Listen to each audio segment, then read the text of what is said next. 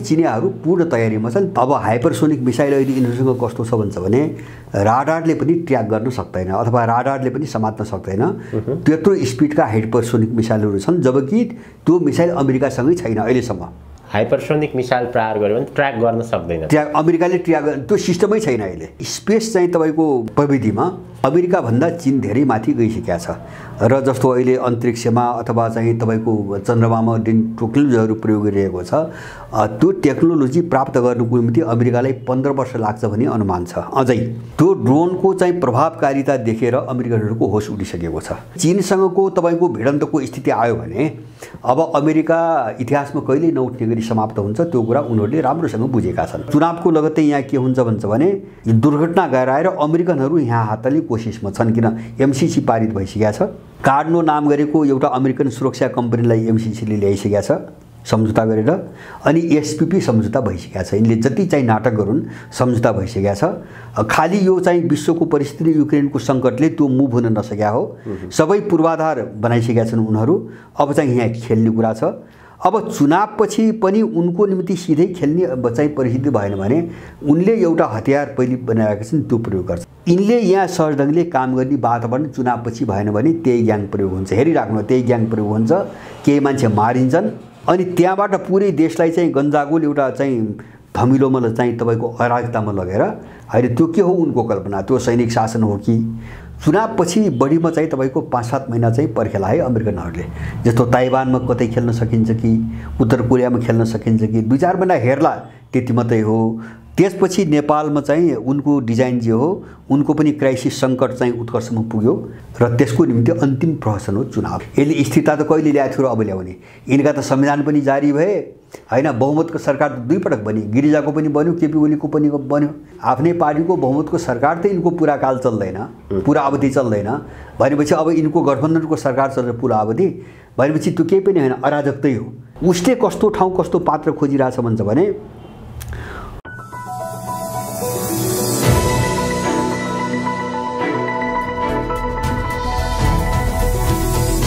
हिमाल online TV. विश्वको पछिल्लो घटनाक्रम र निर्वाचनपछिको नेपालको स्थितिको विषयमा कुराकानी गर्दैछौँ। नेपाल र विश्व भू राजनीतिलाई बडो गहिरो ढङ्गबाट अध्ययन गर्ने, चिन्तन गर्ने व्यक्तित्व, राजनीतिक चिन्तक, राजनीतिक विश्लेषक त्रिमूल नेपालका अध्यक्ष भरत दाहालसँग स्वागत छ यहाँलाई। हजुर धन्यवाद। विश्वको अहिलेको परिस्थिति घटनाक्रम हेर्ने हो भने युद्धतर्फ अगाडि बढिरहेको देखिन्छ। अन्तर्राष्ट्रिय सञ्चार माध्यममा पनि समाचार त्यही ढङ्गले अगाडि आइरहेका छन्। चीनका राष्ट्रपति सी जिनपिङले युद्धका लागि तयार रहन आफ्ना सेनालाई निर्देशन पनि दिएका छन् र अमेरिकी सञ्चार माध्यमलाई अध्ययन गर्ने हो भने यदि अहिलेको अवस्थामा चीनले ताइवानमाथि आक्रमण गरेमा, एकीकरण गर्ने प्रयास गरेमा अमेरिकाको अहिलेको जे स्थिति छ, अमेरिका अझ फस्ने अवस्था छ अथवा अमेरिका समाप्तको बाटोमा जानेछ भनेर त्यसरी लेख पनि प्रसारण गरिरहेका छन्। अहिलेको यो जो विश्वको परिस्थिति छ, विशेष गरी ताइवान र चीनको विषय, त्यसमा अमेरिकाको संलग्नता, यो विषय कसरी अगाडि बढ्छ, यसले कस्तो प्रकारको रूप लिन्छ, त्यहीबाट सुरुवात गरौँ है। मेरो आफ्नो बुझाइमा जस्तो अमेरिका फस्ने होइन, अमेरिका उम्किन नसक्ने गरी फसिसकेको छ।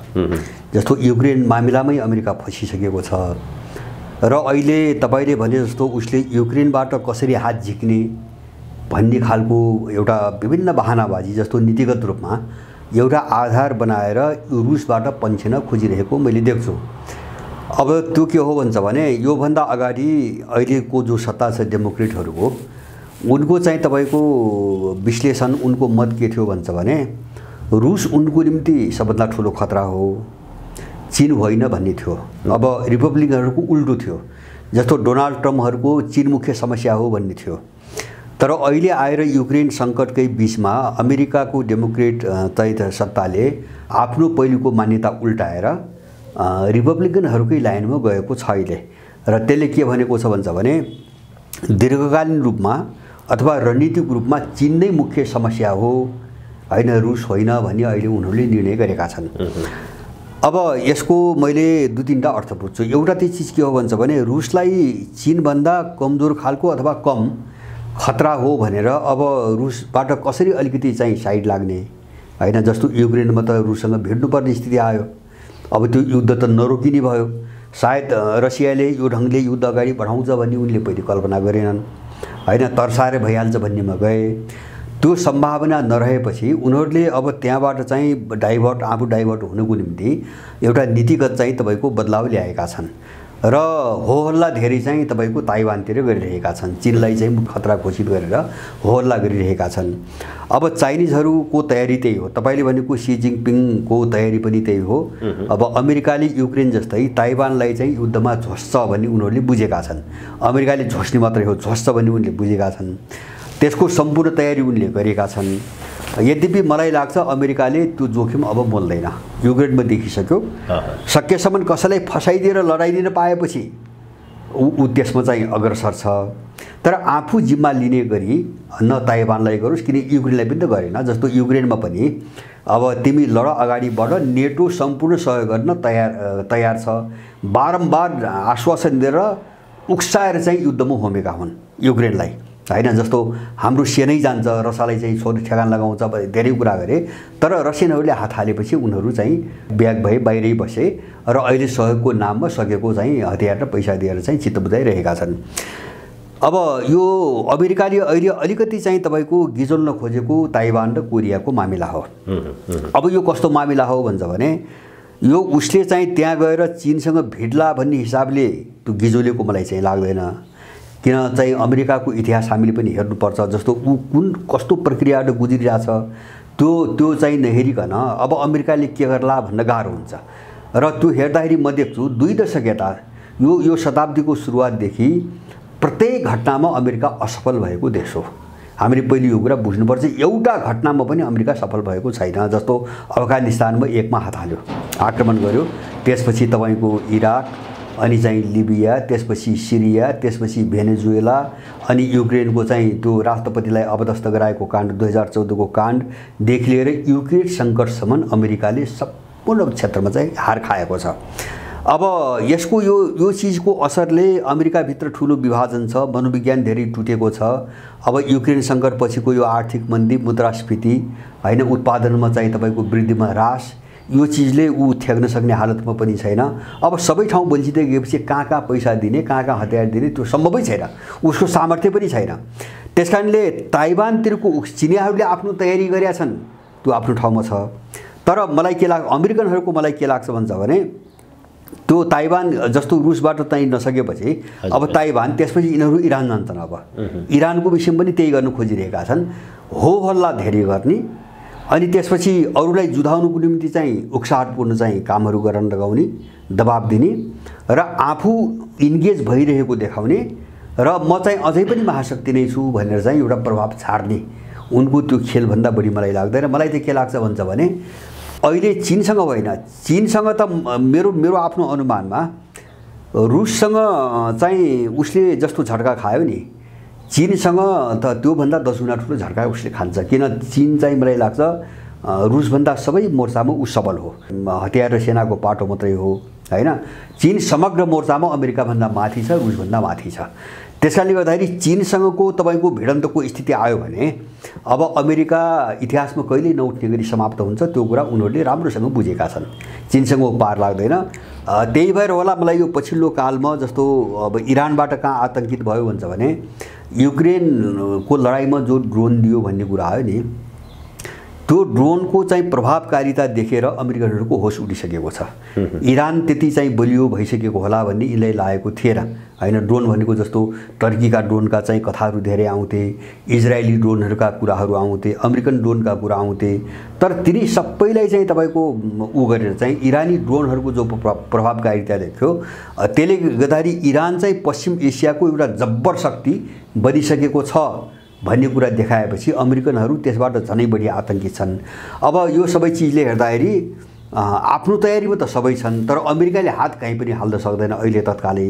त अर्को किन सक्दैन, यदि उसले अरूलाई प्रयोग गरेर अरूलाई चाहिँ तपाईँको फसाएर आफू भाले हुन पाउने हिजकै जस्तै परिस्थिति भएको भए भन्न सकिने स्थिति थिएन। तर अहिले उसकै गठबन्धनभित्रको स्थिति के हो भन्छ भने सबै देशहरू अमेरिकाबाट भड्किसकेका छन्, किन उसको सामर्थ्य छैन भन्ने पनि अब सबैलाई भयो। ऊ सुपर पावरको रूपमा छैन त्यो पनि बुझे। त्यो बुझेर चाहिँ जस्तो सबैले चाहिँ उसको विरुद्धमा औँला उठाउन थाले। जस्तो युरोपियनहरू आफ्नो पोजिसन बनाउनतिर लागे हैन। युरोपियन सबै जस्तो जर्मनी फ्रान्स अमेरिकाको विरुद्धमा मुख्य रूपमा आइरहेछन् धेरै इस्युहरूमा। अफ्रिकाका देशहरू खाडीका देशहरू यो सबै चिजले देख्दाखेरि अमेरिकाले चाहिँ आफै हात हाल्छ, आफै अग्रसर भएर न ताइवानमा हात हालोस् न उत्तर कोरियामा हात हालोस्, कहीँ पनि हाल्दैन। ऊ आफू इन्गेज भएको देखाउन चाहन्छ। तर कथम कदाची जस्तो युक्रेनलाई जस्तै तपाईलाई कुनै देशलाई तपाईको फसायो भने पनि अमेरिका सामेल हुँदैन र चीनसँग मुछियो भने अमेरिका चाहिँ तपाईको कामै नलाग्ने गरी जान्छ हैन। अब त्यसमा अमेरिका सायद अमेरिकनहरू पश्चिमाहरूलाई पनि यो सबै आकलन छ, उनले पनि यो बुझेका छन्। तर चीनले आफ्नो तर्फबाट सबै तयारी गरिरहेछ। किन भन्छ भने उसले अमेरिकाको जोड जापानलाई उचाल्ने, दक्षिण कोरियालाई उचाल्ने, अस्ट्रेलियाले उचाल्ने, उसको चाहिँ ध्यान त्यहाँ केन्द्रित छ। त्यसकारणले गर्दाखेरि जस्तो अस्ट्रेलियामा चाहिँ परमाणु बमहरू तैनात गर्ने चाहिँ अब गरिरहेछ। दक्षिण कोरियामा त्यत्रो युद्ध अभ्यास कहिले नभएको त्यति ठुलो युद्ध अभ्यास गरिरहेछ उत्तर कोरियालाई तर्साउन। जापानलाई यतिसम्म भइसक्यो कि अमेरिकाप्रतिको अविश्वास यतिका बावजुद पनि जापानले दोस्रो विश्वयुद्धपछि पहिलोपटक आफ्नो संविधान बदल्ने र आफ्नो डिफेन्स सिस्टम नयाँ बनाउने। अब अमेरिकाको भर पर्न सकिन्न, किन यो आफै पनि कमजोर भइसकेको छ भन्नेमा सबै पुगेका छन्। उसको उक्साहटपूर्ण रणनीति छ, विश्वभरि नै छ सबै ठाउँमा। तर अमेरिकाले हात हाल्छ भन्ने चाहिँ मलाई लाग्दैन। हात हाल्यो भने चिनियाहरू पूर्ण तयारीमा छन्। त्यही तयारी अनुसार त्यो राष्ट्रपतिको वक्तव्य आएको हो। अमेरिकाको आजको पोजिसनको कुराकानी गर्ने हो भने केही सञ्चार माध्यमलाई आधार मानेर अध्ययन गरेर आधार मानेर हेर्ने हो भने चाहिँ अमेरिका आजको दिनमा पनि शक्तिशाली छ। उसँग पनि त्यस्ता आधुनिक हात हतियार मिसाइलहरू छन् र के दाबी गर्छन् भने उनीहरूले चाहिँ जो ती आधुनिक हात हतियारका मुख्यतः बटनहरू छ त्यो चाहिँ अमेरिकासँगै छ, त्यो कि चाहिँ अमेरिकासँगै छ र अमेरिकाले अहिले भित्रभित्रै आफ्नो जति पनि युद्धपोतहरू छ त्यसमा तम तयारी अवस्थामा चाहिँ अगाडि बढिरहेको भन्ने केही सञ्चार माध्यमलाई अध्ययन गरेर आधार मान्दा चाहिँ त्यस्तो देखिन्छ। अमेरिकाको अहिलेको पोजिसन के हो? अमेरिका प्रत्यक्ष युद्धमा सामेल हुन खोजिरहेको छ कि अथवा खालि उसले तर्साई मात्र रहेको छ कि के हो खास गरी अमेरिकाको अहिलेको वास्तविकता यो शक्ति राष्ट्रहरूको बीचमा? यस्तो हो जस्तो अमेरिकासँग हतियार नभएको होइन हैन, संसारमा सबैभन्दा परिष्कृत हतियार छन्, सबभन्दा धेरै हतियार छन् अथवा चाहिँ त्यो मारक क्षमता भएका हतियार पनि छन् हैन। तर त्यो के हो भन्छ भने त्यो केही वर्ष अगाडिको कुरा हो। जस्तो अहिले हाइपरसोनिक चाहिँ मिसाइलको प्रविधिको उसम्म आउँदाखेरि अहिले अमेरिका भन्दा जस्तो चाहिँ रुस, चीन र उत्तर कोरिया धेरै माथि गइसके हैन। अब हाइपरसोनिक मिसाइल अहिले यिनीहरूसँग कस्तो छ भन्छ भने राडारले पनि ट्र्याक गर्न सक्दैन अथवा राडारले पनि समात्न सक्दैन। त्यत्रो स्पिडका हाइपरसोनिक मिसाइलहरू छन्, जबकि त्यो मिसाइल अमेरिकासँगै छैन अहिलेसम्म। हाइपरसोनिक मिसाइल प्रहार गर्यो भने ट्र्याक गर्न सक्दैन, अमेरिकाले ट्र्याक त्यो सिस्टमै छैन अहिले। जस्तो रुसको हाइपरसोनिक मिसाइल जस्तो जिर्कोन चाहिँ प्रयोग गरिरहेको छ, जिर्कोन प्रयोग गरिरहेको छैन। जस्तो किन्जल प्रयोग गरिरहेको छ अलिअलि युक्रेनमा, जस्तो जिर्कोन भयो, अनि सटन भयो, सर्मत मिसाइलहरू भए। यिनी मिसाइलहरू चाहिँ राडारले ट्र्याक गर्न सक्दैन। चीनले चाहिँ त्योभन्दा चाहिँ तीव्र गतिको चाहिँ हाइपरसोनिक मिसाइल बनाएको छ। रुससँग जे छ स्पिडमा त्योभन्दा तीव्र गतिको हाइपरसोनिक मिसाइल चीनसँग छ। उत्तर कोरियाले पनि हाइपरसोनिक मिसाइल बनाएको छ। भनेपछि यिनी हाइपरसोनिक मिसाइल अमेरिकासँग जतिसुकै शक्ति होस्, अरू शक्ति पारम्परिक शक्ति जतिसुकै होस् हैन, जस्तो उसँग बम्बर छन्, के अरे चाहिँ तपाईँको युद्धपोतहरू छन्, पनडुब्बीहरू छन् केही, त्यसका बावजुद पनि जस्तो उनीहरूले ट्र्याक गर्नै नसक्ने खालको हतियार अर्कोसँग भएपछि उसले जतिखेर पनि अमेरिकामा हान्न सक्छ हैन। त्यो दूरीसम्म जान सक्छ। त्यो हाइपरसोनिक मिसाइल त्यहाँ लामो दूरीको जहाँ पनि जान सक्छ। अमेरिका त्यो समस्यामा छ। त्यसकारणले हिजो अमेरिका बलियो थियो र उसँग भएको टेक्नोलोजी अरूसँग थिएन, त्यसकारणले उसको एकलौटी वर्चस्व थियो हैन। तर अहिले चाहिँ त्यो कुरा बिल्कुलै गलत हो। त्यो कुरा बिल्कुल गलत हो। एक अर्कोतिर चाहिँ तपाईँको स्पेस चाहिँ तपाईँको प्रविधिमा अमेरिका भन्दा चीन धेरै माथि गइसकेको छ र जस्तो अहिले अन्तरिक्षमा अथवा चाहिँ तपाईँको चन्द्रमामा जुन टेक्नोलोजीहरू प्रयोग गरिरहेको छ त्यो टेक्नोलोजी प्राप्त गर्नुको निम्ति अमेरिकालाई 15 वर्ष लाग्छ भन्ने अनुमान छ। अझै 15 वर्ष उसले चाहिँ मेहनत गर्नुपर्छ भन्ने छ। त्यसकारणले जसो नक्षत्र युद्ध भयो अथवा चाहिँ तपाईँको हाइपरसोनिक तपाईँको युद्ध भयो अथवा साइबर युद्धहरू भए जो पटक पटक हामीले सुन्छौँ नि, यो मामिलामा अमेरिकाभन्दा अरू देशहरू धेरै माथि छन्। त्यस कारणले गर्दाखेरि तपाईँले भने जस्तो केही मान्छेले भने जस्तो सबैतिर विशेष गरेर सामरिक क्षेत्रमा प्रविधिको क्षेत्रमा अथवा भएका हतियारहरूको चाहिँ क्षमताको क्षेत्रमा अमेरिका नै सुपर पावर हुन्थ्यो, उसको चुनौती अर्को विकास भइ नसकेको हुन्थ्यो भने युक्रेन सङ्कट यस्तो तस्बिरमा देखा पर्ने थिएन। अमेरिकाले सुरुमै हात हाल्थ्यो। जस्तो अर्को प्रतिरोध क्षमता छैन भनेपछि ऊ त्यहाँ हात हालिहाल्छ नि, उसले ताइवानमा पनि हाल्थ्यो, उसले उत्तर कोरियामा पनि हाल्थ्यो। यो सबै झुट हो, यो कथा हो। उसँग हतियार छ, ऊ कमजोर देश हो भन्न खोजेको होइन। तर उसले आक्रमण गर्यो अथवा कहीँ चाहिँ त्यस्तो स्थिति आयो भने ऊ चाहिँ सुरक्षित हुन्छ, ऊ चाहिँ तपाईँको बाँच्छ, अरू चाहिँ सकिन्छन्। त्यो बिल्कुल गलत कुरा हो। त्यही भएर अमेरिका अहिले चाहिँ एउटा बाक युद्धमा छ होइन, प्रत्यक्ष चाहिँ लडाइँमा होइन कि ऊ बाक युद्धमा छ। मलाई विश्वास छ उसले इरानमाथि पनि हात हाल्नु मुस्किल छ है। किन भन्छ भने इरानसँग पनि के छ ऊ त्यहाँ तर्सिरहेको, यो ड्रोनको घटनापछि कहाँ तर्सिरहेको, इरानसँग के छ र यो पछिल्लो अवस्थामा पश्चिमी मिडियाबाट व्यापक रूपमा समाचार आइरहेछ, इरानले हाइपरसोनिक मिसाइल बनाउँदैछ र रसियाले त्यो सहयोग गर्दैछ भनी समाचार आइरहेछन्। उसले बनाइसकेको पनि हुनसक्छ होइन। जस्तो ड्रोनको कुरो त थाहा थिएन नि, युक्रेनको घटना अगाडि इरानसँग यत्रो शक्तिशाली ड्रोन होलान् भनेर त दुनियाँलाई त थाहा त थिएन होइन। तर उसँग के छन् अरू त्यो त कसैले देखेको छैन। त्यस कारणले अब एउटा रहस्यमय त्रास हुन्छ नि, रहस्यको गर्भमै रहेको एउटा त्रासी तासको बिचमा चाहिँ अमेरिका गुज्रिरहेको छ। त्यस कारणले भोलि त्यस्तो खालको मुठभेडको स्थिति आयो भने अमेरिकाको वर्चस्व रहन्छ भन्ने कुरा बिल्कुलै झुट हो। अब त्यो चाहिँ तपाईँको जस्तो हिजोसम्म देखिएका तथ्याङ्कहरूको आधारमा बोल्ने अथवा पश्चिमा चाहिँ प्लानमा चाहिँ बोल्ने मानिसहरूको कुरा हो, मलाई चाहिँ त्यस्तो लाग्दैन। अहिलेको परिस्थिति हेर्ने हो भने चाहिँ जस्तै चीनले ताइवानमाथि जति बेला पनि आक्रमण गर्न सक्छ अथवा ताइवान भनेको त चीनकै भूमि हो, उसले जति बेला पनि एकीकरण गर्न सक्छ भनेर चीनका राष्ट्रपतिले भनिरहेका छन्। आफ्ना सेनालाई त्यो अनुसारको निर्देशन पनि दिइसकेको छ। तर अमेरिकाको अहिलेको भूमिका ताइवानलाई उसले आजको दिनमा पनि हात हतियार बेचिरहेको छ, युक्रेनको विषयमा पनि युक्रेनलाई पनि हात हतियार दिइरहेको छ। अमेरिकाको जो पछाडिबाट खेल्ने एउटा वाक युद्ध छ यो कहिलेसम्म जारी रहन्छ? मानौँ न चीनले ताइवानमाथि आक्रमण गर्यो, एकीकरणको लागि प्रयास अगाडि बढायो भने त्यस्तो अवस्थामा अमेरिका कहाँनेर हुन्छ, उसले कसरी खेल्छ? यसरी हात हतियार बेचिरह्यो भने अमेरिकाले सहयोग गरिरह्यो भने त्यसमा चीनको प्रतिक्रिया कस्तो हुन्छ? अब अमेरिकाको मैले रणनीति खास गरी दुईटा देख्छु। एउटा रणनीति के हो भन्छ भने कुनै पनि देशसँग उसका छिमेकीहरूलाई भिडाउने, आफू भिड्ने होइन भिडाउने। जस्तो दक्षिण कोरियालाई उत्तरसँग भिडाउन खोजिरहेछ होइन, जस्तो जापानलाई चाहिँ चीनसँग भिडाउन खोजिरहेछ, ताइवानलाई चीनसँग भिडाउन खोजिरहेछ। पहिलो कुरा चाहिँ अरू देशहरूलाई चाहिँ लडाउने होइन र त्यसको आडमा चाहिँ तपाईँको सहयोग गरे जस्तो गरेर आफूले व्यापार बिजनेस गर्ने। जस्तो अहिले पनि अरूको कुरै छोडिदिनुहोस्, युरोपियनहरू जो उसको गठबन्धन छन्, नेटोमा छन् होइन, पुरै अमेरिकाको चाहिँ डिफेन्स सिस्टममा आधारित छन्, उनीहरू ती देशमाथि रुससँग चाहिँ यो ग्यासको आपूर्ति बन्द भएपछि अमेरिकाले 4 गुणा बढी मूल्य असुलिरहेको छ र त्यसको विरुद्धमा फ्रान्स र चाहिँ जर्मनका राष्ट्रप्रमुखहरू खुलेरै बोले होइन। यो अक्टोबरमा खुलेरै बोले।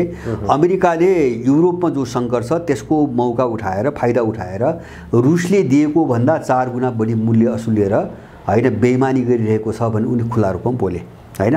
अब आफ्नै गठबन्धनभित्र त्यो पनि चाहिँ त्यति महत्त्वपूर्ण चाहिँ गठबन्धन सदस्यहरूसँग त उसको त्यो व्यवहार छ भने उसले अरू देशलाई के गर्छ के गर्दैन त्यो सजिलै अनुमान गर्न सक्ने विषय हो। ऊ चाहिँ कसैलाई पनि गर्दैन, आफ्नो एउटा हतियार बेच्छ होइन, एउटा हतियार बेच्ने, लडाउने हतियार बेच्ने। दोस्रो उसको रणनीति के हो भन्छ भने अहिले चाहिँ विभिन्न देशमा युद्ध गनाएर आफ्नो अर्थतन्त्र अलिकति कसरी सम्हाल्ने भन्ने छ। जस्तो अमेरिकाको अस्ति भर्खरै उनीहरूको चाहिँ सरकारी निकायले प्रक्षेपण गरेको तथ्याङ्क अनुसार अहिले अमेरिकाको आर्थिक वृद्धि दर लगभग 2% को वरिपरि छ होइन, 2% वरिपरि छ। अब यो गिर्दो अवस्थामा छ र सन् 2025सम्म चाहिँ यो चाहिँ माथि चढ्दैन भन्छन् उनीहरू आफै, र 2025सम्म यो 1 र त्यसपछि तल झर्दै जाने स्थिति छ। तर त्योभन्दा यो 2 भन्दा माथि चढ्न सक्ने अवस्था अमेरिकाको छैन होइन। तर रक्षा खर्च बढिरहेको छ यो बाहिर चाहिँ युद्ध भड्काएर अरू देशलाई दिने सहयोग चाहिँ तपाईँको बढिरहेको छ, दिनु पर्यो, नैतिक रूपमा पनि बाध्य भएर दिनु पर्यो। त्यसले गर्दाखेरि अमेरिका आर्थिक मन्दीमा पनि गइरहेछ, मुद्रास्फीतिमा गइरहेछ। जस्तो अहिले विश्वभरि डलर बहिष्कार गरेर एक खालको विश्वभरि अभियान छ, जस्तो अन्तर्राष्ट्रिय कारोबारमा सबैले आफ्ना द्विपक्षीय मुद्राहरू प्रयोग गर्न सुरु गरे हैन, जसको उसकै गठबन्धनभित्रका जापानले चीनसँग त्यही गरिरहेछ, साउदीले चीनसँग त्यही गरिरहेछ, रसियाले त त्यो नियम नै बनाइदियो डलरमा होइन आफ्ना देशमा मुद्रा कारोबार गर्ने, इन्डियाले त्यही सुरु गर्यो रसियनहरूसँग। माने मुद्रा अन्तर्राष्ट्रिय बजारबाट के अरे व्यापारबाट मुद्रा चाहिँ तपाईँको लोप हुँदैछ। अब त्यसपछि चाहिँ आर्थिक वृद्धि दर घट्दैछ, महँगी बढेको छ, मुद्रास्फीति बढेको छ। अब यो सबै चिजलाई थ्याक्नु त पर्यो उनीहरूले। त्यस कारणले गर्दाखेरि यसलाई कसरी थ्याक्ने भन्ने जो समस्या छ नि, जस्तो उनको आफ्नो अर्थतन्त्रले भ्याउँदैन सक्दैनन्। अब फेरि उनको अर्थतन्त्रभित्र एउटा जबरजस्त समस्या के रहेछ भन्छ भने यो ट्रम्पकै पालामा पनि उनले घोषणा गरेका थिए, अमेरिकाका जो भौतिक पूर्वाधार छन् विकासका तिनी लगभग काम नलाग्ने भइसकेका छन् र अमेरिकाको सबभन्दा ठुलो समस्या त्यही हो। तिनीहरूको पुनर्निर्माण कसरी गर्ने भन्ने समस्या नै अमेरिकाको सबभन्दा ठुलो समस्या हो।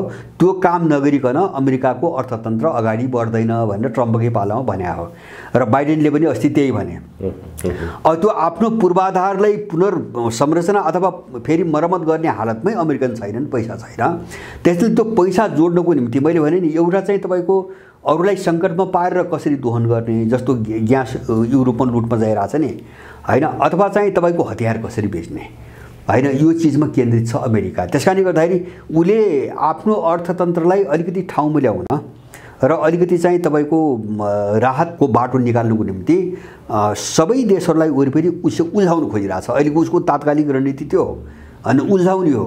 ऊ आफै प्रत्यक्ष युद्धमा सामेल हुँदैन, मलाई चाहिँ त्यस्तो लाग्दैन।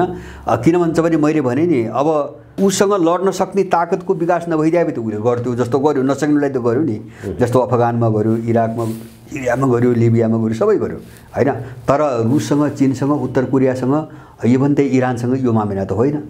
उनले त उसको मुटुमै हान्न सक्छन्। त्यसकारणले गर्दाखेरि अमेरिका त्यो जोखिम बोलिकन युद्धमा कोहीसँग पनि आउँदैन, त्यो ताइवानमा पनि जाँदैन। र ऊ कति अनैतिक, पश्चिमाहरूको अनैतिकपना कहाँ देखिन्छ भन्छ भने अहिले पनि औपचारिक भाषामा ताइवान चीनको अङ्ग हो पनि मानिरहेका छन्, हामी त्यसमा प्रतिबद्ध छौँ पनि भनिरहेका छन्। र अर्कोतिर ताइवानको स्वाधीनताको निम्ति हामी सबै खालको सहयोग गर्छौँ पनि भनिरहेका छन्। माने उनको बोलीमा कहीँ पनि एकरूपता छैन, विरोधाभास। जब ताइवान चीनको अङ्ग हो भने ताइवानको स्वाधीनता भनेको के हैन। उनीहरू चारैतिर चाहिँ तपाईँको नीतिमा पनि फस्दै गएका छन्, उनी चाहिँ तपाईँको युद्धमा पनि फस्दै गएका छन्, उनीहरूको आन्तरिक आफ्नो चाहिँ उसमा पनि फस्दै गएका छन्। त्यसैले गर्दाखेरि अमेरिकालाई त्यस्तो सुदृढ शक्ति हो भनेर बुझ्न चाहिँ हुँदैन भन्ने चाहिँ मलाई लाग्छ। अब यो रुस र अमेरिकाको केसमा जो रुस र युक्रेन बीच युद्ध भइरहेको छ, नेटो र रुस बीच, रुसले युक्रेनमाथि आक्रमण सुरु गर्दाखेरि अमेरिकाले कुनै पनि हालतमा रुससँग अथवा पुटिनसँग वार्ता गर्नु हुँदैन भनेर भनिरहेका थिए र जेलेन्स्कीलाई पनि वार्ता गर्नु हुँदैन भनेर उसले आफ्नो अडान कायम राख्नुस्, हामी सबै प्रकारको सहयोग गर्न तयार छौँ भनेर भनिरहेका थिए। तर पछिल्लो केही दिन यता अमेरिकाले रुससँग वार्ता गर्ने प्रयास गर्यो दुई पटक। युक्रेनका राष्ट्रपति जेलेन्स्कीलाई पनि रुससँग वार्ता गर भनेर उसले पहल प्रयास गरिरहेको छ। यो जसरी अहिले अमेरिका आइरहेको छ यसको सङ्केत के हो? नेटो र रुसको युद्ध रोकिने अवस्था छ कि छैन? यो युद्ध अब कसरी अगाडि बढ्छ? अब अमेरिकाको सबै रणनीति मैले भने नि एउटा अलिकति इज्जतपूर्वक कसरी चाहिँ पछाडि हट्ने, सेफ ल्यान्डिङ गर्ने भन्ने सबभन्दा ठुलो चाहिँ समस्या अमेरिकाको त्यो हो। मैले पनि धेरै कारणले, जस्तो युरोपियनहरू उसको चाहिँ पन्जाबाट लगभग बाहिर छन्, केही देश छोडेर बाहिर गइसके, किन अमेरिकाप्रति अब भरोसा गर्नुहुन्न। उसले हाम्रो सुरक्षा पनि गर्दैन हैन, उसले हाम्रो उत्थान र विकास पनि हुन दिन्न र ऊ आफै चाहिँ कसरी जोगिने भन्ने हालतमा छ। अब हाम्रो कसरी चाहिँ बचाउ गर्छ, त्यसकारणले उनीहरू सबै आफ्नो खालको विकासमा गए। एउटा हैन, एलायन्सका चाहिँ तपाईँको देशहरू अब अमेरिकन निर्भरताबाट बाहिर जान थाले, नम्बर 1। दोस्रो मैले भने ऊ आफै आन्तरिक रूपमा समस्याग्रस्त छ, जस्तो आर्थिक रूपमा ऊ ठुलो समस्यामा फस्दै गयो र देशभित्र यस्तो खालको चाहिँ तपाईँको वातावरण छ कि अब त्यहाँ मूल्यको नाममा अथवा चाहिँ नष्टको नाममा एउटा पुरै गृहयुद्धको वातावरण बन्दै गएको छ। देशै विभाजन हुने खालका बहसहरू भइरहेका छन्, आन्तरिक स्थिति पनि डामाडोल छ। विश्वको जनमतबाट अत्यन्तै अलग थलग भयो अमेरिका। जस्तो अहिले एकदम मामुली खालका देशहरूले होइन उसलाई सिधै चुनौती दिएर व्यवहार गरिरहेका छन्। जस्तो युगान्डा, साउदी अरब, युएई जो अमेरिकन चाहिँ गठबन्धनकै देशहरूको रूपमा गरिन्थे, उनीहरू चाहिँ सिधै चुनौती दिएर अमेरिकासँग बोलिरहेका छन् होइन। जस्तो विभिन्न इस्युहरूमा रुसमाथि प्रतिबन्धको मुद्दालाई लिएर, तेलको उत्पादन बढाउने घटाउने मुद्दालाई लिएर। अब त्यति मात्रै होइन कि जस्तो ऊ त कहाँसम्म अप्ठ्यारोमा अमेरिका तपाईँको पर्यो भन्छ भने अमेरिकन एलायन्सका एकदमै महत्त्वपूर्ण भनिएका देशहरू अब ब्रिक्स र चाहिँ साङ्घाई सहयोग सङ्गठनमा चाहिँ जोडिने भनेर निवेदन हालिरहेका छन्। जस्तो टर्की त नेटोकै सदस्य हो, साउदी अरेबिया त उसको सबभन्दा भरपर्दो पार्टनर हो खाडीको होइन, युएई भने पनि भरपर्दो पार्टनर हो, इजिप्ट भरपर्दो पार्टनर हो। इजिप्ट, साउदी अरब र टर्कीले ब्रिक्समा सामेल हुने चाहिँ तपाईँको प्रक्रिया अगाडि बढाए भनेपछि अब सबैतिरबाट एकदम अलग थलग जो पर्दै गयो नि, त्यसपछि उसले मैले भने नि अब यिनी आफूले सामना गर्न नसक्ने खालका घटनाहरूबाट अलिकति पन्छिने बहाना खोजिरहेछ होइन, पन्छिने बहाना। जस्तो जेलेन्स्कीलाई दिएको दबाब त्यही हो, मैले बुझेको दबाब त्यही हो। जस्तो जेलेन्स्कीलाई रुससँग चाहिँ वार्ताको निम्ति अड्डिन थाप, जबकि पहिले वार्ता गर्दैन भन्न लगाएको अमेरिकाले हो। किन जेलेन्स्की त युद्धको सुरुमै म वार्ता गर्न तयार छु, पुटिनसँग भेट्न तयार छु भनेर पटक पटक भने हो जेलेन्स्कीले। अमेरिकनले खण्डन गर्न लगायो र पछि जेलेन्स्कीलाई के भन्न लगायो भन्छ भने पुटिन सत्तामा रहेसम्म मैले वार्ता गर्दिनँ, हामीसँग वार्ता गर्न त्यहाँ चाहिँ सत्ता परिवर्तन हुनुपर्छ, पुटिनलाई अपदस्थ गर्नुपर्छ सम्म भन्न लगायो।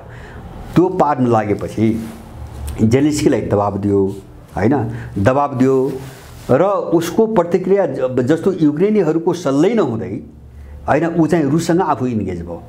जस्तो रुसको चाहिँ रक्षा अधिकारी र चाहिँ तपाईँको अमेरिकन रक्षा अधिकारीको बिचमा 2 पटक वार्ता भयो। किन उसले अमेरिकाले के देखाउन खोजिरहेछ, युक्रेनलाई वार्ताको निम्ति दबाब दियो। रुससँग त्योभन्दा पहिले सबै तारतम्य मिलाएर आफू वार्तामा गयो र उसले के पार्न खोजिरहेछ भन्छ भने भोलि जेलेन्स्कीलाई धम्काएर दबाब दिएर कुनै सम्झौता गराउन सकियो भने त्यो मैले गरेँ भन्ने पार्टी दाउँ छ अमेरिका होइन। त्यो कारणले रुससँग युक्रेनभन्दा अगाडि चाहिँ वार्ता गर्न आफू गइरहेछ। त्यो मात्र होइन, अहिले भर्खरै 4-5 दिन अगाडिको घटना हो। तपाईँको जस्तो अमेरिकाका जो सबैभन्दा ठुला ब्याङ्कहरू हुन् उनलाई चाहिँ अमेरिकी सरकारले एउटा गोप्य सल्लाह दिएको सूचनाहरू चाहिँ तपाईँको अमेरिकन मिडियामा आएको छ।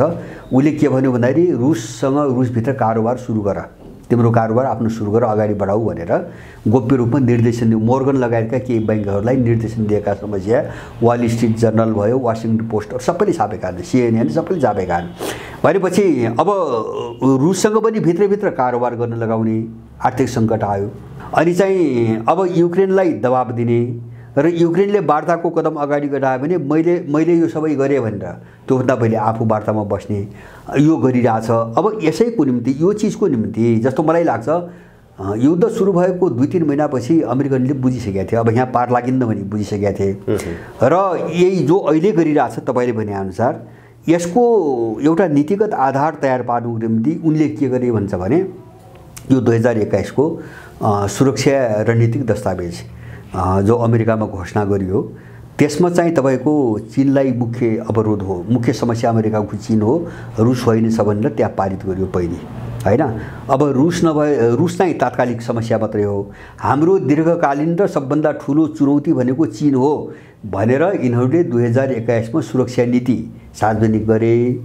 त्यो नीति के थियो भन्छ भने युक्रेनबाट पन्छिने हतियार हो त्यो होइन। त्यो नभनिकन युक्रेनबाट कसरी भाग्नुहुन्छ युक्रेन, जबकि डेमोक्रेटहरूले त्योभन्दा अगाडि अमेरिकाको निम्ति मुख्य समस्या रुस हो भनेका थिए उनीहरूले। चीन मुख्य समस्या हो भने त रिपब्लिकनहरू डोनाल्ड ट्रम्पहरू हो, उनले चाहिँ त्यहाँबाट पन्छिनको निम्ति अब त्यो रिपब्लिकनहरूको चाहिँ लाइन समातिकन उनीहरू आए। त्यो किन गरे भन्छ भने जो अहिले देखिराख्नु भएको छ नि त्यसको ग्राउन्ड बनाउनुको निम्ति गरेको उनीहरूले। जस्तो रुससँग भिड्न नसकेपछि त्यहाँबाट त साइड लाग्नु पऱ्यो, कति दिन मुछिनुहुन्छ, हतियार कति दिन दिने, पैसा कति दिन दिने होइन, बेच्ने हो। अब युक्रेनले कहाँबाट किन्ने, सबै सिद्धिसक्यो, युक्रेनले कहाँबाट दिने, उसले त हामीलाई चाहिँ सहयोग गर भने माग्ने हो होइन। मागेर अमेरिकाले त सधैँ त दिँदैन नि, अब मागेर थ्याक्न नसक्ने स्थिति पनि आयो। उनीहरू पन्छिनको निम्ति यो सबै खेल खेलिरहेछन् अहिले। अब उनीहरू एउटा बहाना बनाएर सम्भवतः मलाई लाग्छ अलिकति चाहिँ जेलेन्स्कीलाई रुससँग चाहिँ औपचारिक तपाईँको संवादमा इन्गेज गराउन सफल भए भने उनीहरू युक्रेनमा लगानी पनि बन्द गर्छन्। जो चाहिँ अनुदान हतियार चाहिँ पैसा दिइरहेछ नि सहयोग त्यो पनि बन्द गर्छन् र आफू चाहिँ चीन चाहिँ अचाग्ली गर्न थाल्यो, अब दक्षिण चीन सागर अथवा प्रशान्त क्षेत्र चाहिँ तपाईँको जोखिममा पर्यो भन्ने हाहु गर्ने उतातिर लाग्ने त्यही खेलमा अमेरिकनहरू लागेका छन्। अमेरिकनहरू कुनै चाहिँ आक्रामक एउटा सोचबाट त्यो रणनीतिबाट अगाडि बढेको जस्तो चाहिँ मलाई लाग्दैन। विश्वको अहिलेको परिस्थिति हेर्ने हो भने चाहिँ घटनाक्रमहरू जसरी अगाडि बढिरहेको छ, उत्तर कोरिया र दक्षिण कोरिया बीच केही दिन अगाडि जसरी मिसाइल प्रहार भयो, जापानमा त उत्तर कोरियाले प्राय चाहिँ नै मिसाइल परीक्षण गरि नै रहेको छ। ठाउँ ठाउँमा युद्धहरू पनि भड्किरहेका छन्। जानकार विश्लेषकहरूले के भन्छन् भने यो विश्वको अहिलेको जो परिस्थिति छ, यो विश्वयुद्ध नभइकन शान्ति पनि आउँदैन र अमेरिका विशेष गरी अमेरिकाको जो साम्राज्यवाद छ त्यसको अन्त्य नभइकन विश्वमा शान्ति पनि आउँदैन, त्यसको अन्त्य भनेको युद्ध मार्फत नै हुन्छ भन्ने खालको विश्लेषणहरू पनि बाहिर आइरहेका छन्। विश्वको परिस्थिति युद्धबाट नै शान्तितर्फ जान्छ कि अथवा वार्ताबाट अहिलेको परिस्थितिमा त्यो समाधानतर्फ जान्छ, कसरी हेर्न सकिन्छ? को ध्रुवीकरण जो हो नि, यसको अन्तर्वस्तुलाई ठिक ढङ्गले पहिले बुझ्नुपर्छ। जस्तो अहिले जो विश्व ध्रुवीकरण सुरु भएको छ, यो देशका बीचको चाहिँ मामिला होइन। यतिमा हामी स्पष्ट हुनुपर्छ है। धेरै मुद्दा बाहिर आइसकेका छन्। यो देशका बीचको मामिला पनि होइन, अब केही देशका बीचको युद्ध पनि होइन। जो पहिलो विश्वयुद्ध दोस्रो विश्वयुद्ध देख्यौँ नि हामीले, पहिलो विश्वयुद्ध अब त्यो हङ्गेरीको राजकुमारीको हत्याको दिउलाई भयो होइन। दोस्रो विश्वयुद्ध हिटलरले आफ्नो जर्मन साम्राज्यवाद विस्तार गर्नको निम्ति सुरु गरेको आक्रमणबाट भयो। तर यो अब युद्ध भयो भने अब त्यस्तो हुँदैन। जो युक्रेन सङ्कटपछिको युद्ध भयो भने त्यस्तो हुँदैन। यो के हो भन्छ भने, जस्तो मुद्दा प्रष्ट रूपमा यत्रो बहस भइरहेछ, जस्तो पुरानो विश्व व्यवस्थाका विकल्पमा नयाँ विश्व व्यवस्था होइन, एक ध्रुवीय विश्वको ठाउँमा बहुध्रुवीय विश्व होइन, अथवा चाहिँ रुल बेस्ड अथवा पश्चिमा मूल्य आधारित होइन व्यवस्थाको ठाउँमा कानुनमा आधारित व्यवस्थाहरू र व्यवस्था लाद्न नपाइने, निर्यात गर्न पाइँदैन होइन। कुनै पनि देशले आफ्नो व्यवस्था छान्न उसको स्वतन्त्रता छ, उसको अधिकार कुरा हो। व्यवसाय इम्पोज गर्न सकिन्न होइन। यो सारा मुद्दाहरू उठाएर अनि त्यसपछि चाहिँ सारा आफ्नो चाहिँ प्रणालीलाई डिवेस्टर्नाइजेसन, गैर पश्चिमाकरण गर्ने। रुसले त 21 सुरक्षा रणनीतिक दस्तावेजै पारित गर्यो, रसियाको समग्र रूपमा चाहिँ पश्चिमाकरणबाट मुक्त गर्ने। जस्तो चाहिँ तपाईँको मिलिटरी सामरिक क्षेत्रमा, प्राविधिक क्षेत्रमा, शिक्षा, स्वास्थ्य, आइडियोलोजी विचारधारा भयो, सभ्यता भयो, संस्कृति भयो, जीवन पद्धति भयो, भाषा भयो, सबै ठाउँमा डिवेस्टर्नाइजेसन। उनीहरू त कहाँसम्म आइसके भन्छ भने यो प्रेसिडेन्ट शब्द, राष्ट्रपति भन्ने शब्द यो अमेरिकाबाट सुरु भएको जर्ज वासिङटनलाई दिएको पदवी हो। हामीले यो बोक्नु हुँदैन, यसले अमेरिकन प्रभाव मात्रै पार्छ, यसलाई फ्याँकेर चाहिँ हामीले ब्लाड भन्ने शब्द प्रयोग गर्नुपर्छ भनेर रुसको डुमामा संसदमै प्रस्ताव दर्ता भइसकेको छ। भनेपछि लडाइँ यहाँ छ। त्यस कारणले गर्दाखेरि जस्तो चीनले पनि 2019बाट एसियाली सभ्यताहरूको सम्मेलन गराइरहेछ होइन। 20मा कोरोनाको कारणले भएन, प्रत्येक वर्ष एसियाली सभ्यताहरूको सम्मेलन गराइरहेछ सबै देशलाई जोडेर। भनेपछि लडाइँ पश्चिमाकरणबाट मुक्त हुने, यो जो विश्व व्यवस्था लादेका छन् यसबाट मुक्त हुने र आफ्नोपनमा जाने भने लडाइँ सुरु भयो। युक्रेन सङ्कट पनि त्यही जोडिया छ। यो मुद्दा वार्ता र सम्झौताबाट हल हुने मुद्दा होइन। यो कमजोर मान्छेहरूको सोचाइ हो।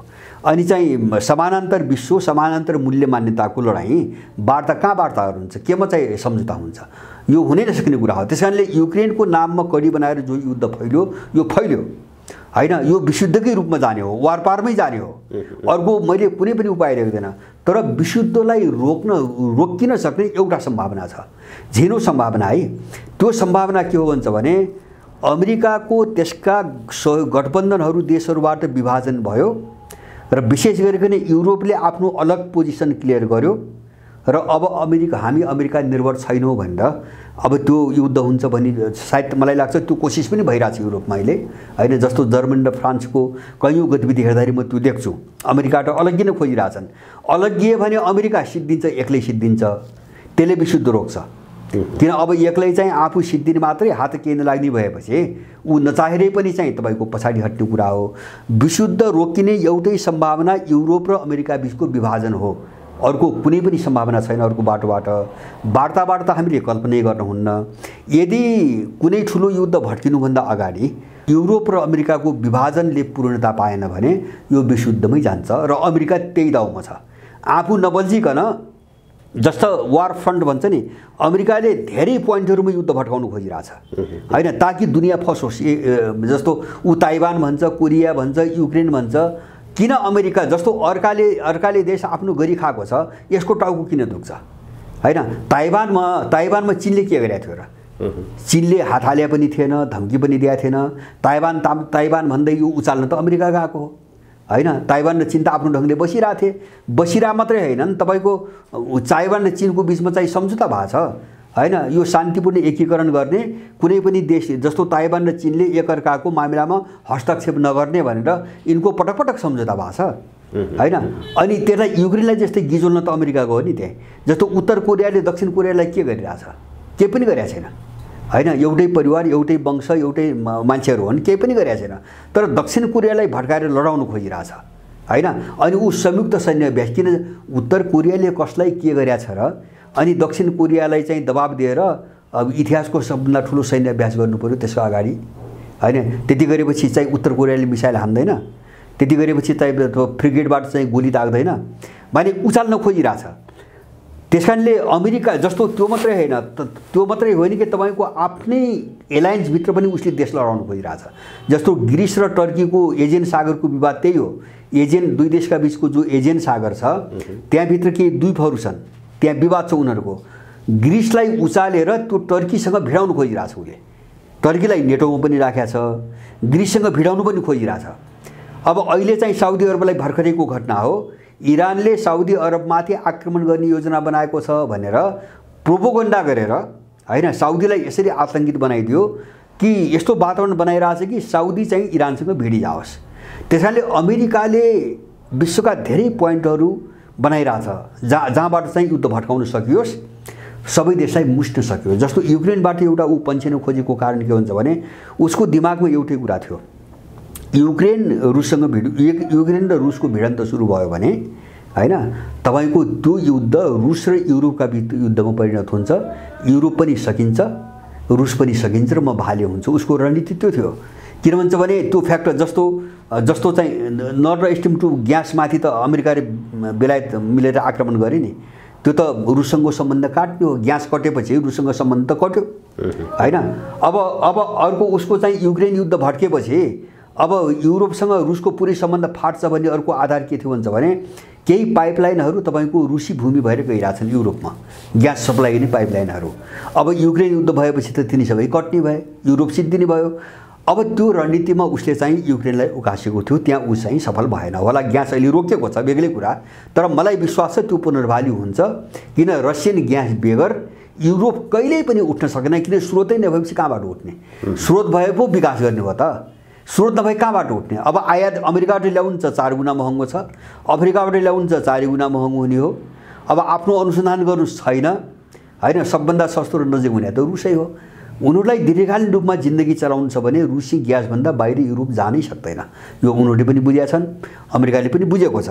त्यसकारणले गर्दाखेरि उसको जोड चाहिँ धेरै वार फ्रन्टहरू खोल्ने र सबैलाई मुछिदिने, सबैलाई मुछिदिने, आफू सिधै चाहिँ नफस्ने। अनि त्यति भएपछि भन्नुहोस् न एकछिन एजेन सागरमा टर्की र ग्रिसका बिचमा युद्ध भयो हैन। अब उता चाहिँ तपाईको ताइवान र चीनका बिचमा युद्ध भयो, उत्तर र दक्षिण कोरिया बिचमा युद्ध भयो, इजरायल र इरानका बिचमा युद्ध भयो भनेपछि अनि धमाधम नाफा कमाउने हतियार बेची त अमेरिका हो। उसको पोलिसी त्यो हो अहिलेसम्मको पोलिसी, तर उसको लड्ने पोलिसी छैन। न चीनसँग ऊ लड्छ न रुससँग ऊ लड्छ। मलाई विश्वास छ इरानसँग पनि अब भिड्न सक्दैन, अमेरिका त्यति कमजोर भइसकेको छ। त्यसैले गर्दाखेरि यो बाहिर देखाउने प्रोपोगन्डाहरू अनि त्यसपछि त्यो भ्रामक तस्बिरहरूले मान्छेलाई चाहिँ दिग्भ्रमित पार्न सक्छ। तर विश्वको चाहिँ वास्तविकता धेरै बेग्लै छ। मैले भने नि अमेरिकालाई त मैले सरसर्ती हेर्छु 2001 देखि 2022 सम्मका सबै घटनाक्रमहरू हेर्छु। अब एउटा अफगानमा त सामेल भएन, त्यस्तो कमजोर देशमा ऊ सामेल भएन, 20 वर्षपछि भाग्नु पर्यो हैन। तपाईको इराकैबाट पनि त भाग्यो, सानातिना केही बेस क्याम्प बाहेक इराकबाट भाग्यो, त्यहाँ टिक्न सकेन। लिबियाबाट त भाग्यो, त्यहाँ टिक्न सकेन। सिरियाबाट नामेटै भयो हैन, त्यहाँ केही चाहिँ रुस विरोधी असद विरोधी केही शक्तिहरूलाई सपोर्ट गरेर मात्रै बसेको छ हैन। अब केही ठाउँमा अलिकति आफ्नो उपस्थिति त्यहाँबाट भाग्यो भनेपछि यस्ता देशहरूमा त असफल भएको शक्ति अमेरिका अब कहाँ चीन र रुससँग चाहिँ अब भिड्छ भन्ने हामी कल्पना गर्छौँ। त्यो बिल्कुल हो। त उनको त्यो मिडिया चाहिँ वार हो, त्यो मिडिया वार हो, प्रोपोगन्डा हो, त्यो मनोवैज्ञानिक चाहिँ तपाईँको युद्ध हो। वास्तविकता त्यो चाहिँ मैले देख्दिनँ। यो अन्तर्राष्ट्रिय प्रसङ्ग टुङ्ग्याउँ, जस्तै विश्वको घटना जसरी अगाडि बढिरहेको छ यो कति लामो समय जान्छ भन्ने एउटा कुरा होला। अर्को अहिले प्रक्षेपण अनुमानहरू चाहिँ के आइरहेको छ भने यो डिसेम्बरभित्रमा अथवा डिसेम्बरसम्ममा यसले कुनै न कुनै रूपमा एउटा विस्फोटको रूप लिन्छ, यो टुङ्गो पनि लाग्छ भन्ने अनुमानहरू बाहिर आइरहेका छन् नि। विश्वको घटनालाई हेर्दा कस्तो देखिन्छ? यो डिसेम्बरमै टुङ्गो देखिन्छ कि धेरै लामो जान्छ? यो होइन, यो डिसेम्बरमा कहाँ टुङ्गिने, यो धेरै वर्ष जान्छ। जस्तो डिसेम्बरमा टुङ्गिने भने के हो भन्छ भने त्यो टुङ्गिने भने जस्तो रुस र युक्रेनको युद्ध टुङ्गेला, एकछिन मान्नुहोस् न, या त युक्रेन सिद्धिएर टुङ्गेला, या त कुनै दुई देशका बिचमा सहमति सम्झौता भएर टुङ्गेला, अथवा त्यसको ठाउँमा अर्को फ्रन्ट खुल्ला, जस्तो ताइवान मोर्चा खुल्ला, एकछिन मानौँ, अथवा चाहिँ पश्चिम एसिया खुल्ला, होइन। अब एउटा जस्तो समग्र युद्धको कुनै एउटा मोर्चा तपाईँको बन्द हुने, अर्को मोर्चा खुल्ने, कुनै एउटा मोर्चामा कसैको हार हुने, अर्कोमा अर्काको चाहिँ हार हुने, यो त चलिराख्ला, होइन। होला डिसेम्बरसम्म पनि जस्तो युक्रेन सङ्कटको एउटा कुनै अवतरण होला, या त युक्रेनले सरेन्डर गर्ला, या समाप्त होला, या रुस पछि हट्ला, एकछिन मानौँ न। जस्तो क्रिमिया छोडिकन जो अहिले चाहिँ अधिग्रहण गरेका छन् नि बाँकी भूभाग, अब त्यहाँबाट रुस निस्केला, यो हुनसक्छ, यो मैले मान्छु। तर यो समग्र युद्ध चाहिँ रोकिँदैन। मैले लडाइँ कहाँ जोडिया छ भन्छ भने पश्चिमा विचार, पश्चिमा थट, पश्चिमा स्कुलिङ, पश्चिमा मोनोपोली, पश्चिमा विश्व जो वन वर्ल्ड भन्छन् नि, वर्ल्ड अर्डर भन्छ नि, लडाइँ यहाँ भएको हुनाले यसको चाहिँ छिनोफानो नभइकन यो रोकिँदैन। अब यो कसैले कल्पनै नगरे हुन्छ। तर अब त्यो छिनोफानो हुने भने के हो भन्छ भने अर्को चिज पनि त पूर्ण रूपमा विकास त भइसक्नु पर्यो नि, त कसरी छिनोफानो हुन्छ? जस्तो एउटा उदाहरण, त्यो काम दुई तर्फै हुँदै आएको छ। जस्तो यतातिर ब्रिक्स भन्ने एउटा राजनीतिक समूह बनाएको छन्, सबै धेरै देशहरू जोडिँदै गए, होइन। साङ्घाई कोअपरेसन अर्गनाइजेसन छ, त्यो त सुरक्षा कोणबाट पनि त्यसले काम गर्छ। त्यो एउटा भोलिको निम्ति, भविष्यको निम्ति त्यो नेटोको एउटा भ्रूण पनि त्यहाँ छ, किन सुरक्षा मामिलामा पनि त्यहाँ हात हालेको छ। चिनिया राष्ट्रपतिले अस्ति चाहिँ तपाईँको एउटा 6 बुँदे एउटा सुरक्षा अवधारणा पेश गरे, विश्वको ग्लोबल चाहिँ सेक्युरिटी इनिसिएटिभ भन्ने एउटा पेश गरे। त्यो पनि भोलिको एउटा गठबन्धनको त्यो स्वरूप हो, सुरक्षा गठबन्धनको एउटा स्वरूप हो। जस्तो चाहिँ तपाईँको अनि चाहिँ BRI अगाडि बढाएका छन्, ब्रिक्स छ, अब ब्याङ्कतिर चाहिँ तपाईँको ब्रिक्स ब्याङ्क छ, AIIB छ, होइन। उनीहरूले आफ्नो फाइनेन्सियल नेटवर्क पनि अगाडि बढाए। जस्तो स्विफ्ट थियो नि, त्यसको विकल्पमा चिनले 150 वटा देशमा आफ्नो प्रयोग गरिरहेछ, रुसले प्रयोग गरिरहेछ। यो सबै चिज डेभलप भएर यो कहाँ जान्छ भन्छ भने अब अन्तर्राष्ट्रिय संस्था पनि दुई फ्याक हुन्छ, मलाई लाग्छ दुई फ्याक हुन्छ। जस्तो राष्ट्रसङ्घ छ नि, राष्ट्रसङ्घ अहिले त मृत भइसक्यो, मुर्दा जस्तो भइसक्यो, अब यसको भूमिकै छैन, कामै छैन। अब यो ढङ्ग गएर ढल्ने हो, एक ठाउँमा गएर टुङ्गिने हो। यो सबै चिज भयो भने जस्तो उसका अरू हतियार छन्, विश्व बहुराष्ट्रिय कम्पनीहरू छन्, होइन। हतियार त धेरै बनाएको छन् नि पश्चिमाहरूले। यो सबैलाई काउन्टर दिने समानान्तर इन्स्टिट्युसनहरू विकास नभइकन यो चाहिँ वारपार हुँदैन, होइन। त्यो त दुईटा ब्लक त, दुईटा विश्व त बन्नु पऱ्यो नि, दुईटा विश्व बन्नु पऱ्यो। मल्टिपोलर दुनियाँ भनेका छन्, त्यस्ता कमसेकम 2 भन्दा बढी पोलहरू हुनु पऱ्यो। जस्तो चाहिँ यस अफ्रिकन युनियन एउटा पोल होला, होइन। आसियान पनि त्यही ढङ्गले विकास भइरहेछ। मुस्लिमहरूको अर्को ध्रुव बन्ला, सिनो रसियन एउटा ध्रुव बन्ला, होइन। यस्ता चाहिँ 2-4वटा ध्रुवहरू बने, आफ्नो ढङ्गमा काम गर्न थाले र त समानान्तर इन्स्टिट्युसनहरू तयार भए काम गर्ने भनेपछि बल्ल यो चाहिँ फाइनल भएको चाहिँ तपाईँको चरणतिर जाने हो। त्यो नभइकन यो युद्धलाई मलाई लाग्छ त्यो लम्ब्याउने उसमा चाहिँ अमेरिकन हो र होइन कि मलाई अझ भित्रदेखि विश्वास यसलाई लम्ब्याउने पक्षमा चीन र रुस छन्, बाँकी विश्वका देश छन्। किन यिनीसँग लडाइँ त वारपारमा त लानु पऱ्यो नि, यो बिचमा टुङ्ग्याएर अथकल्चो पार्न त भएन, होइन। अब त्यो टुङ्ग्याउने पक्षमा त पश्चिमा पनि छैनन्, मैले त्यो भन्न खोजेको होइन। तर रसियनहरूको इन्ट्रेस्ट त्यसमा छँदै छैन, चिनियाहरूको इन्ट्रेस्ट पनि त्यसैमा छँदै छैन, होइन। अब उनीहरू चाहिँ अब कि त आफ्नो योजनाभित्र बसे, उसभित्र बसे भने बेग्लै, नत्र भने यिनले स्याङ्सन भन्ने के अरे नाकाबन्दी लगाउने, प्रतिबन्ध लगाउने यो गतिविधि जारी राखेछ भने यो मिल्दैन। यो केही वर्ष जान्छ, होइन। जस्तो पहिलो र दोस्रो विश्वयुद्ध एउटा मामुली चाहिँ घटना, एउटा देशको कोही मरेको घटना, कोही हिटलरले आक्रमण गरेको घटना त तपाईँको 4 वर्ष 6 वर्ष चलेका छन् भने एउटा सिङ्गो युगान्तकारी परिवर्तनको मुद्दा छ, युगको अन्त्य गर्ने, पुरानो युगको अन्त्य गर्ने मुद्दा छ। यसको निम्ति सारा विप्लव पूर्णतया विकसित हुनुपर्छ, त्यसको निम्ति केही वर्ष लाग्छ। मलाई लाग्छ यो सबै फाइनलमा जब रोकिन अब ठुलो विस्फोटमा नजाला त्यो आफ्नो ठाउँमा छ, तर यो पुरै साम्य हुन चाहिँ तब 4-5 वर्ष 5-7 वर्ष लाग्छ।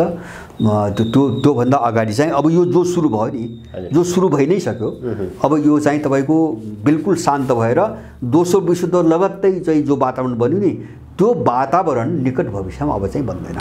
बाहिरबाट सतै रूपमा हेर्दाखेरि उत्तर कोरिया, दक्षिण कोरिया, जापान अथवा रुस र युक्रेन युद्ध देखिए तापनि यो समग्रतामा सभ्यताको लडाइँ हो, एउटा युगको लडाइँ हो। त्यसकारणले सजिलो तरिकाले छोटो समयमा यसको अन्त्य हुने सम्भावना देखिँदैन। छैन, बिल्कुलै छैन, त्यो आशै गर्नु हुँदैन हामीले। अब अलिकति यो नेपालको राजनीतिको विषयमा कुराकानी गरौँ। देशको राजनीति अहिले चुनावमय भएको छ। अब कतिपय नेपालका राजनीतिज्ञ, सत्तापक्ष भनौँ अथवा प्रतिपक्ष भनौँ, उनीहरूले चाहिँ के भनिरहेका छन् भने यो निर्वाचनपछि नेपालमा स्थिरता आउँछ, यो संविधान, यो गणतन्त्र अझ संस्थागत रूपमा अगाडि बढ्छ भनेर भनिरहेका छन्। नेपालको अहिलेको राजनीति के हो? निर्वाचनपछि मुलुक कसरी अगाडि बढ्छ? निर्वाचनपछिको देशको अवस्था के हुन्छ? कसरी अगाडि बढ्छ? अहिले यिनीहरूको यो प्रचार कस्तो हो भन्छ भने यो जेलेन्सीको जस्तो हो। यो है, जेलेन्सीको सोच के थियो भन्छ भने अमेरिकाले टाउकामा हात राखिदियो, आशीर्वाद दियो भने होइन, रसा जस्ता चाहिँ फुच्चे फाच्चेहरूलाई त क्षणभरमै समाप्त पारिन्छ भन्ने सोचेर रुससँग न्यु खोजे जस्तो हो होइन। किन यो अन्धदास दलालहरू के हुन्छन् भन्छ भने उनले चाहिँ जसको खाएका हुन्छन्, जसको चाहिँ आशीर्वादमा बाँचेका हुन्छन्, त्यही चिजलाई उनले ब्रह्मवाक्य मान्छन्। एउटा म यहाँ सम्झिन्छु, बाबुराम त्यस्तै पात्र हो। यहाँ एकचोटि बाबुरामले भनेको कुरा मैले सम्झिन्छु। यो रको प्रमुख त्यसबेला है, मैले तिथिमिति बिर्सेँ, रको प्रमुख नेपाल आउँदै थियो। त्यो नाकाबन्दी लगत्तै हो वा नाकाबन्दीको सेरोफेरोको कुरा हो। त्यो रको प्रमुख नेपाल आउँदै थियो। अनि चाहिँ बाबुराम त्यही नाकाबन्दीको बेला इन्डिया गएर, दिल्ली गएर के भन्यो भन्छ भने नाकाबन्दीको विषयलाई लिएर मोदीको विरोध गर्नेहरू चाहिँ हिपोक्रेट हुन्, वितण्डावादी हुन् भन्यो दिल्लीमा गएर, एसडी मुनिको मञ्चमा बसेर। अनि अर्कोपटक के भन्यो भन्छ भने रको प्रमुख आउँदै थियो भोलिपल्ट। अब नेपालमा प्रलय हुँदैछ जस्तो कुरो गर्यो होइन। त्यो रको प्रमुखको इन्डाइरेक्टली अब इन्डियनहरूको कुरो नखाने हो भने यहाँ प्रलय गइजान्छ रातारात भन्ने खालको उसले कुरो गर्यो होइन। रको प्रमुख आयो गयो, भयो त केही नै। मैले भन्न खोजेको दासहरूले मालिकहरूलाई एउटा भयङ्कर रूपमा देख्छन् होइन। अब नेपालमा चुनावपछि स्थिरता आउँछ भन्ने यिनीहरू त्यस्तै हुन्। अब हामीले हेर्ने कहाँ हो भन्छ भने यिनको हातमा, यिनको हातबाट, यिनको नेतृत्वमा देश कति स्थिर भयो होइन। म लामो समयको चाहन चाहन्न। संविधान जारी भएपछिकै कुरा हेरौँ होइन। यिनको बहुमतको सरकार पनि बनेको हो होइन। यिनका बिचमा एकता र फुटका क्रम त चलि नै रहेका छन्। संविधान जारी गरेर पनि परिस्थिति हिजोको भन्दा झन्झन बिग्रिँदै जब गइरहेको हामी देखिरहेका छौँ भनेपछि समाधान, यिनको संविधान, यिनको प्रणाली, यिनीहरूबाट समाधानै छैन। यो तपाईँ हामीले अहिले चर्चा गरे जस्तो यो युक्रेन र चाहिँ रुसका बिचमा समाधान खोजे जस्तै हो होइन। हुँदै नभएको समाधान कहाँ खोज्नुहुन्छ? समाधानै छैन। त्यसैले चुनावपछि स्थिति मेरो आफ्नो बुझाइ र सत्य यही हो, हुनेवाला यही छ। हामी हेरिराखौँला यो चुनाव यिनीहरूको पतन, यिनको व्यवस्थाको पतन र चाहिँ तपाईँको यो जो हुन्छ नि अराजकता र अस्थिरता एउटा द्वन्द्व, त्यसको क्लाइमेक्स हो चुनाव। यो अन्तिम चुनाव हो होइन। यसपछि यिनको स्खलन तीव्र रूपमा, त्यो विस्फोटको रूपमा अब चाहिँ अवतरण हुन्छ। किन त्यो आवश्यकता उनलाई पनि पर्यो। मैले बारम्बार भनेको छु, जस्तो यति बेला हामी बाह्य राजनीतिको कुरा हेऱ्यौँ, युक्रेन अमेरिका सकेन, ताइवानमा पनि सक्दैन, सकिरहेको छैन। उसले कस्तो ठाउँ, कस्तो पात्र खोजिरहेछ भन्छ भने अर्कै भूमिबाट अरूलाई जुधाइदिएर आफ्नो काम गराउने खोजिरहेछ होइन। त्यो दक्षिण कोरिया पनि मान्नेवाला छैनन्, मलाई त्यो विश्वास छैन।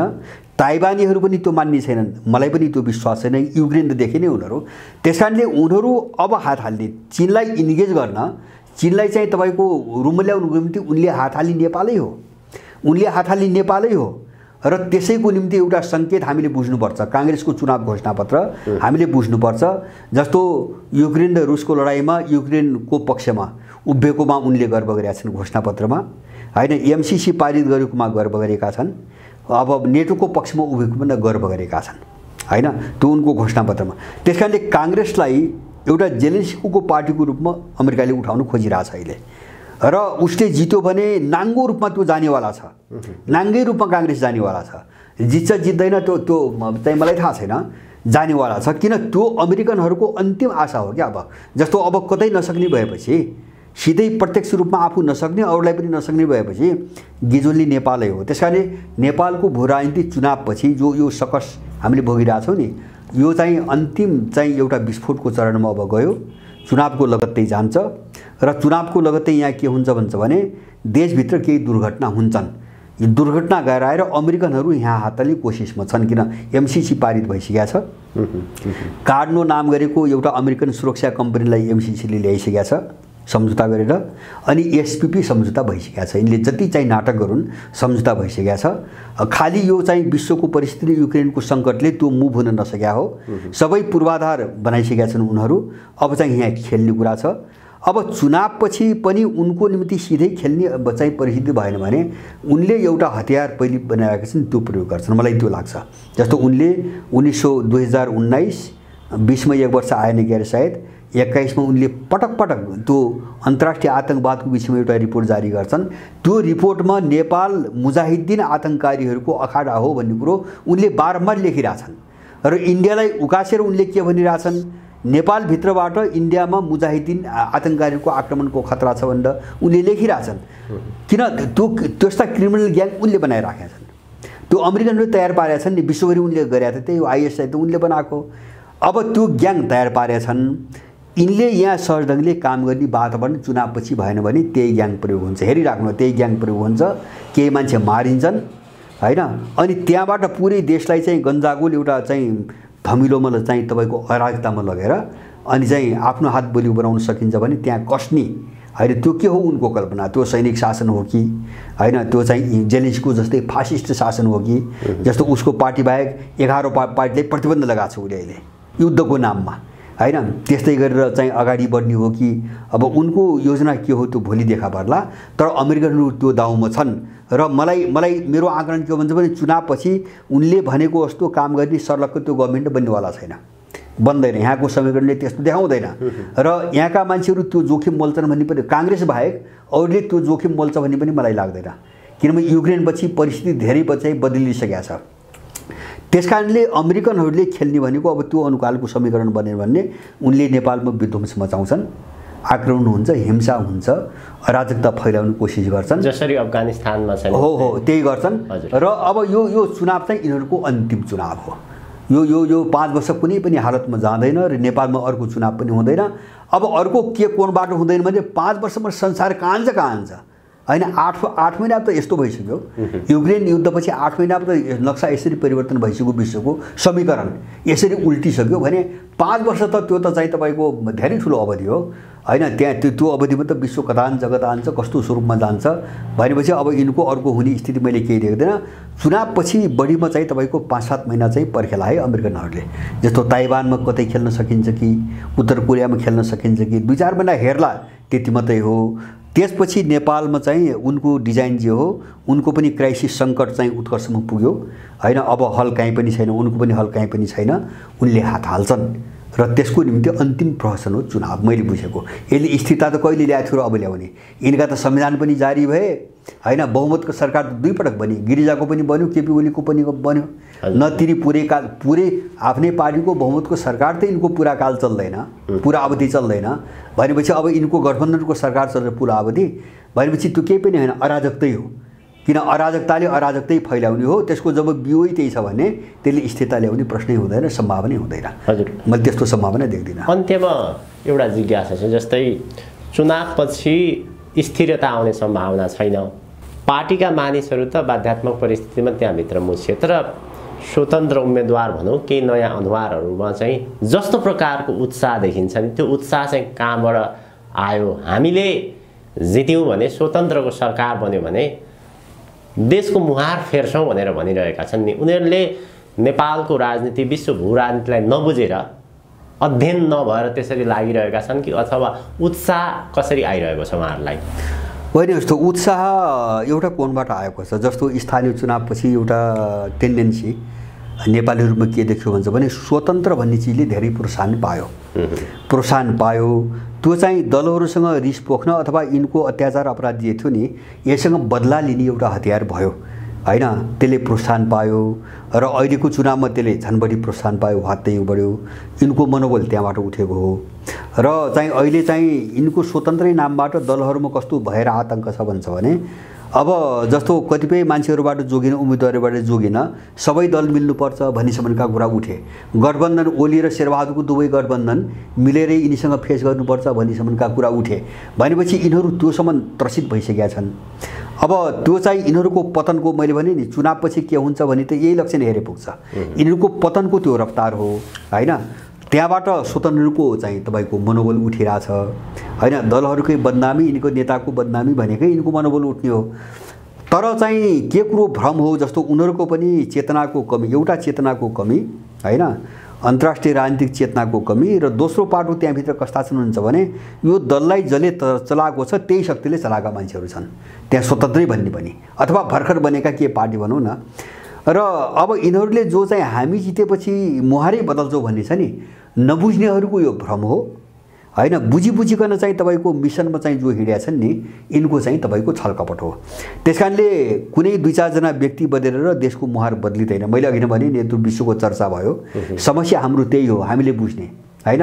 जो रुसले पश्चिमाकरणबाट निम्तिएको सङ्कट झेल्यो त्यसबाट मुक्त हुन खोज्दैछ, जुन बाटोमा चीन गइरहेछ, जुन बाटोमा विश्वका देश गइरहेछन्, हाम्रो समस्या त्यही हो र हामी जाने बाटो पनि त्यही हो।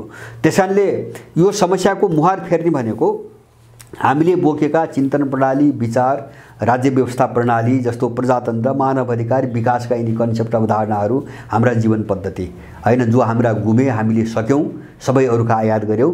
यो जुन दिन फ्याँकिँदैन, त्यो फ्याँक्ने अभियान सहित जुन मान्छे सत्तामा जाँदैन त्यो बाहेक अरू कसैले पनि यहाँ मुहार बदल्दैन।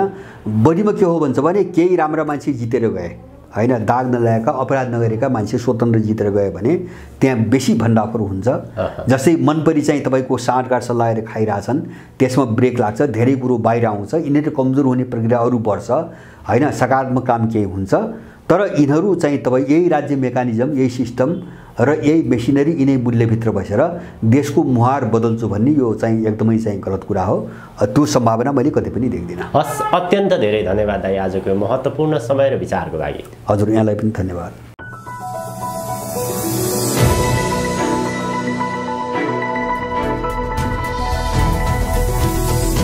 हिमाल अनलाइन टिभी।